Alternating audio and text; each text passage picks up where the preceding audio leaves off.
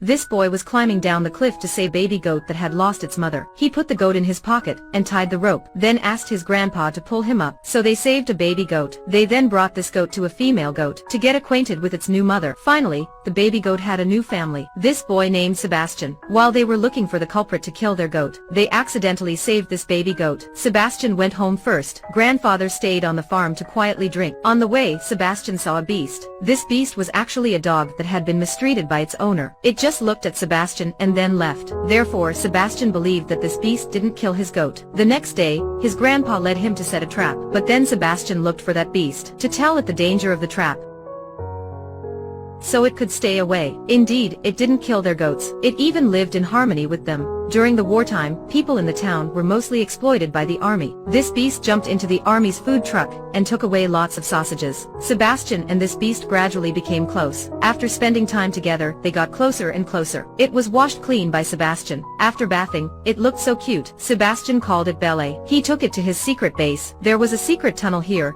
Sebastian told it to hide here when it was in danger, but it didn't dare to enter. His grandpa just arrived. He was afraid that his grandpa knew of it, but fortunately Belle quickly escaped into the tunnel. One day, while Sebastian was catching fish, suddenly, there was a gunshot sounding. It turned out that two soldiers were hunting. Seeing that, Sebastian came to stop them, but they pushed him down. In order to protect Sebastian, Belle rushed to bite the soldier. The remaining soldier took the gun to shoot Belle. Knowing this, their leader was extremely angry, and asked the mayor to send 50 people to capture the beast. Sebastian's grandpa asked him whether he knew the beast or not, but he denied being acquainted with the beast. However, his grandpa knew what he did, and told him that everyone in the town prepared to come to the cliff to catch that beast. The next day, the mayor took the hound to look for Belle's place. Sebastian's grandpa told them where Belle was. Sebastian didn't know what was happening, so he was still playing with Belle. Until the hunter appeared, he just understood, and then hurriedly led Belle to flee. But halfway, Belle suddenly stopped. It turned out that his grandpa stood in the front to ready shoot it. No, Sebastian said. He spread his arms to protect Belle, and tried to stop his grandpa. His grandpa was extremely angry, so he took Sebastian to lock in the house. When seeing Belle, the hunter quickly shot it. Because it was dark, the hunters assumed that Belle would not survive over that night. Fortunately, Belle was only injured. Sebastian thought Belle was dead,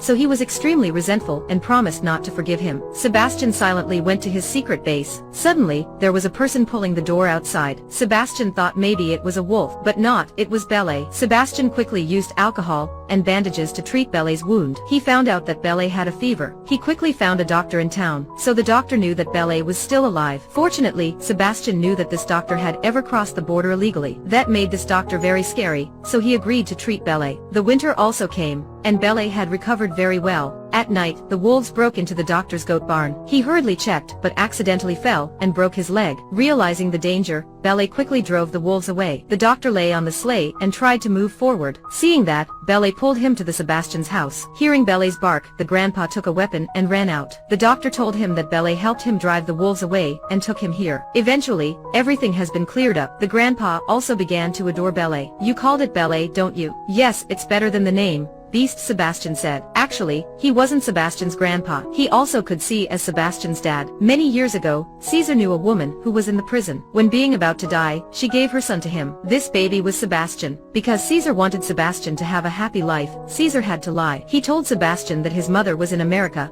and always missed him so much. This was her Christmas gift. Sebastian always treasured this magnetic watch. This doctor always helped difficult people who wanted to cross the border. Because of his broken leg, he couldn't continue. Those who needed to cross the border were still waiting at the secret base. Therefore, the doctor's girlfriend, Angoli, took over his work. But the army was starting to investigate those who crossed the border illegally. This man was a lieutenant of the German army. He was ordered to exploit people's asset in this town. One day, when going to the bakery, he met Angoli, and he fell in love with Angoli. However, he still forced Angoli to hand over 15 kilograms of bread. The next day, he and his subordinates came to get bread. They were clumsy, almost dropping the scales on the table. He had scolded them, a bunch of idiots. Then he quickly adjusted the scales. Forgive us, thank you. He seemed very polite. When Angoli was walking on a snowy road, he invited her to get into the car. On the way, although he talked a lot, Angoli was still silent. You don't want to talk to me, do you? He asked. No talking to the Germans, she said. She hated the German army. After taking Angoli home,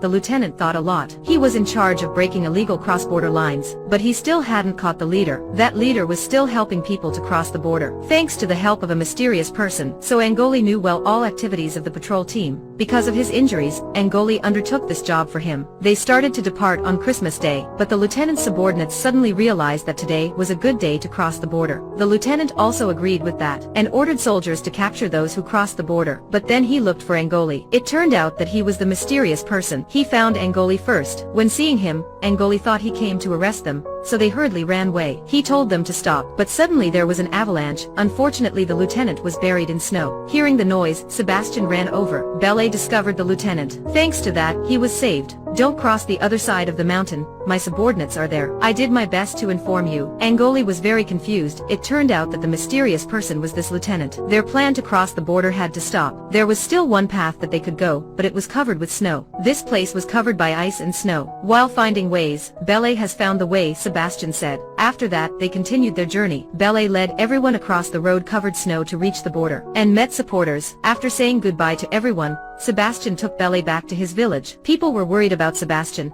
Can he go home on his own? But Angoli said, he is not alone.